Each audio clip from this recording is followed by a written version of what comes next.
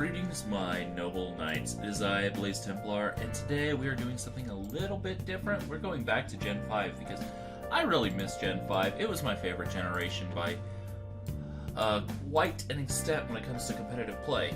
Sure, some people hated the weather wars and the sleep mechanics, which, yeah, the sleep mechanics could be obnoxious, but honestly, I really found something special with Gen 5. It was really my break-in when it came to competitive Pokemon, and so I'm sure it's always going to hold a very special place in my heart. And honestly, with the upcoming generation, we might spend a lot of time going back into Gens 4, 5, 6, and that sort of thing.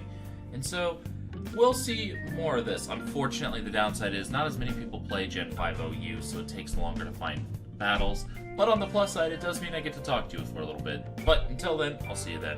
Okay, so a battle finally showed up, and honestly, this is not a bad team to go up against first. The Gliscor is the most likely lead. Unfortunately, I'm not really running Ice. However, I am running Starmie, and that does pretty decent against his entire team. He doesn't have any Dark types, so I can fire off Psyshocks and threaten pretty decently, and I resist. He's not Rain. He's not Drizzle. Okay. That is interesting. In this case, we're just going to go straight for the Psyshock. If he wants to put us to sleep with Hypnosis, that's fine. I've got Natural Cure. Hidden Power, that is actually a lot of damage to see off of Hidden Power. I'm guessing that's Hidden Power Electric or Grass. Either way, Tyranitar can deal with it a lot easier. We get the Special Defense boost, and it's Hidden Power Grass. So that's actually good to know. And he forfeited. Okay. Well, there's that. I mean, he was doing alright with that Politoed. I guess it was Specs Politoed, considering how much damage he was doing. So there was that. I had to know if it was Grass or Electric, and turned out to be Grass. So a lot of my team was threatened, but I did have Celebi to deal with that. So, you know, that worked out okay. But you weren't Drizzle Politoed. Okay, well, I will see you again when we have another battle. Until then, goodbye. Well, the second battle actually was just basically instantaneous, and we got the Riolu shenanigans. That is actually going to be annoying, but we do have Tyranitar, so we can set up Sand to mitigate that right away. But considering the Ferrothorn is the most likely lead, we kind of have to deal with that first. So we're actually going to lead Gengar. He's going to want to set up all his hazards. That's understandable. We're just going to sub. Honestly, this Gengar might be more than enough to deal with him. Sure, set up your hazards. I do have a Spinner and Starmie. We're going to Will-O-Wisp. I don't really have a great way to get around Ferrothorn, which is really a dumb play, but you know what? That's fine. Right now, I'm just going to let him set up, and we can get rid of all his hazards after Ferrothorn goes down. Shadow Ball, it's resisted. It's our earlier mechanic, so that's understandable, but right now, I'm just whittling away at his Ferrothorn. He can set up all his hazards. I don't mind too much. My team's actually pretty offensively based. And again, I can just spin away as soon as Gengar goes down. And I do have the sub up, so it's fine. Annoying, but fine.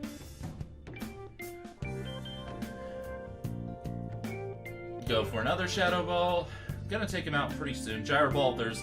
Oh, it did take out my sub. Okay, fair enough.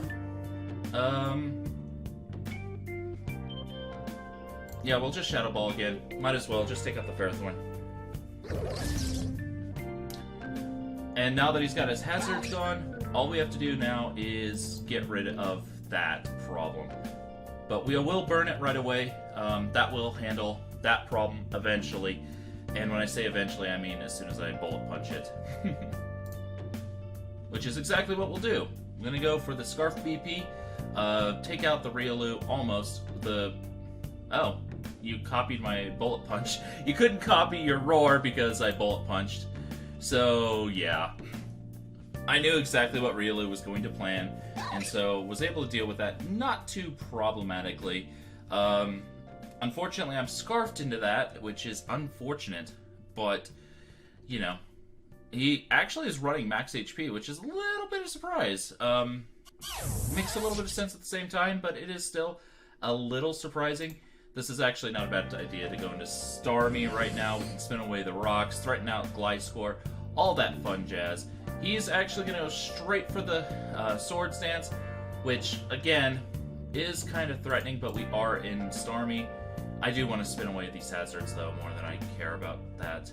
Oop, did I go for the... Wow, I actually clicked rapid spin, or I clicked recover instead of rapid spin. But, yeah, we're going to rapid spin this turn. Get rid of those hazards, just to get rid of them. And we do still have Mammoth Swine. So I misplayed. I should have gone for the rapid spin. It just would have been faster play to me. Sure, it let us survive when attacked, but it doesn't really matter anyway. And we actually should do okay. Brick, survive. Icicle Crash misses, because why wouldn't it miss? Oh, our luck. It's once again plaguing us. Ice Shard. I could have just gone for that, but I thought maybe he'd want to switch, because Ice Shard is a super obvious play from Mammoth Swine. But I guess not. So, at this range, we're just going to Ice Shard, do as much damage to the Gengar as we can. Might as well get that priority Ice Shard off. As, again, we are pretty weakened. He had a Citrus Berry. Okay. He's going to Hex. Makes a bit of sense, but we can throw in the Tyranitar, and that'll threaten Gengar right on out, but we do have the Pursuit. So we're going to go for that. I could have crunched, but I think the switch is pretty likely. Oh, no, it isn't. Okay. Well, he just went for Destiny Bond. That's fair. I'm not too worried at this point. I still have Celebi, which deals with Chansey alright. Rotom Wash can't really do much to Celebi as well. Rotom Wash is the one that comes in, understandable, and we are just going to Leech Seed right away.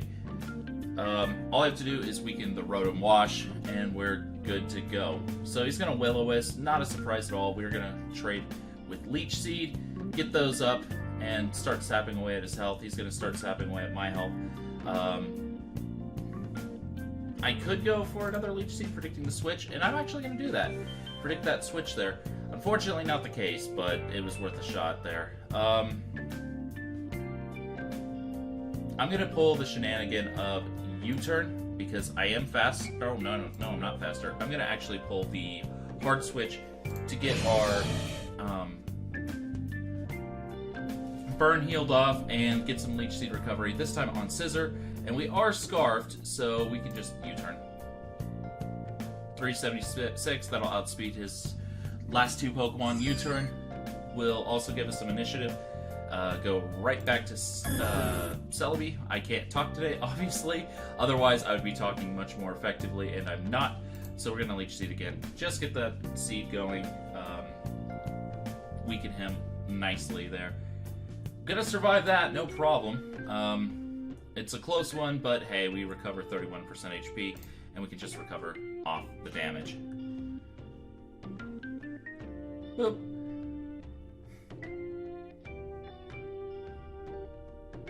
And we get basically all our health back from that, so yeah. We're gonna U-turn this time. Probably go back into Scissor, as the Leech Seed will get all the damage dealt with, and Toxic we don't care about. And like I said, we can just U-turn there. And he's gonna forfeit. He knows that all I have to do is just pull the U-turn shenanigans, go into Celebi whenever things start to get weakened, and get the Leech Seed off, and so we win. So the misplay, I guess, with the Mammoth Swine was unfortunate, but it didn't really end up being too problematic. I could have just Ice Sharded, but I thought maybe he'd want to switch, and Icicle Crash would take it out, and I could take an Earthquake from Gliscor. So that's what I was thinking. Unfortunately, didn't play like I planned on it, and we just had to go for the Ice Shard anyway. But we did okay. We did alright. So, you know, things like that happen.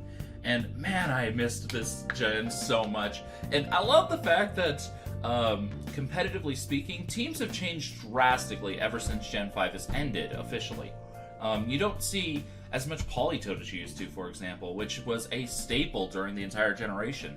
I think it was mostly because a lot of people went, oh, I hate Drizzle Politoed. It's so standard to use, so let's use more odd mechanics. And you don't see as many fighting types. You still see the Riolu shenanigans, which did actually surprise me a little bit, but I knew exactly what to expect there with Copycat Prankster with the Roar, and so it wasn't too big an issue to get around. I did lead the Gengar, which was mostly because I thought he'd get a little overzealous and want to lead his Riolu, because a lot of people actually do that, but he actually played smart and led with the Ferrothorn. However, Gengar was able to stall out Ferrothorn even as it set up all the hazards, and then I spun away with my spinner in Starmie, which actually is a really good spinner in Gen 5. So if you need a good spinner in Gen 5 and you don't want to use Fortress, try Starmie. It actually does quite well. So anyway, that's going to be it for this trip down memory lane for the moment. I really, really do enjoy going to Gen 5, so if you enjoy my Gen 5 content, if you enjoy just seeing Pokemon from Black and White in action all over again, please let me know, and we will be more than willing to do more. But until next time, goodbye.